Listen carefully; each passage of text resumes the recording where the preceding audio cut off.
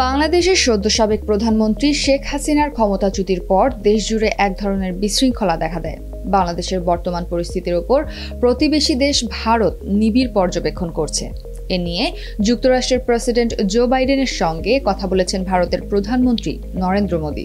এ সময় বাংলাদেশের দ্রুত স্বাভাবিক অবস্থা ফিরে আসার প্রয়োজনীয়তার উপর গুরুত্বারোপ করেছেন দুই নেতা। গত ২৬ আগস্ট রাতে নিজের এক্স হ্যান্ডেলে বাইডেনের সঙ্গে আলাপের বিষয়টি নিশ্চিত করেছেন মোদি।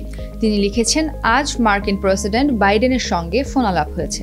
এ সময় ইউক্রেন পরিস্থিতি সহ আঞ্চলিক ও বৈশ্বিক নানা বিষয়ে আমরা বিশদে মতবিনিময় করেছি।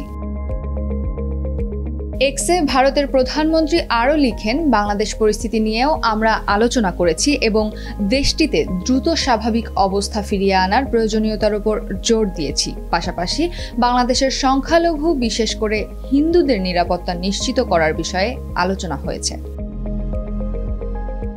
এর আগে গত ৫ আগস্ট ছাত্র জনতার ব্যাপক বিক্ষোভের মুখে প্রধানমন্ত্রীর পদ থেকে পদত্যাগে বাধ্য হয়ে দেশ ছাড়েন শেখ হাসিনা। বর্তমানে তিনি ভারতে অবস্থান করছেন। হাসিনাকে নিজেদের দেশে থাকার অনুমতি দিলেও তাকে ঠিক কোন স্ট্যাটাসে সেখানে রাখা হয়েছে এ বিষয়ে পরিষ্কার করে কিছু বলেনি ভারত। তবে বিশ্লেষকদের অনেকে বলছিলেন, শেখ হাসিনা দেশ ছাড়ার আগে তার অফিসিয়াল পাসপোর্টটি বাতিল করা হয়নি। দুই দেশের করা একটি সমঝোতা চুক্তির অধীনে অফিসিয়াল পাসপোর্ট ব্যবহার করেই তিনি সেখানে অবস্থান করছেন। পরে গত ২২ আগস্ট শেখ হাসিনা সহ তার সরকারের এমপি মন্ত্রীদের অফিসিয়াল পাসপোর্ট বাতিল করে বর্তমান অন্তর্বর্তী সরকার।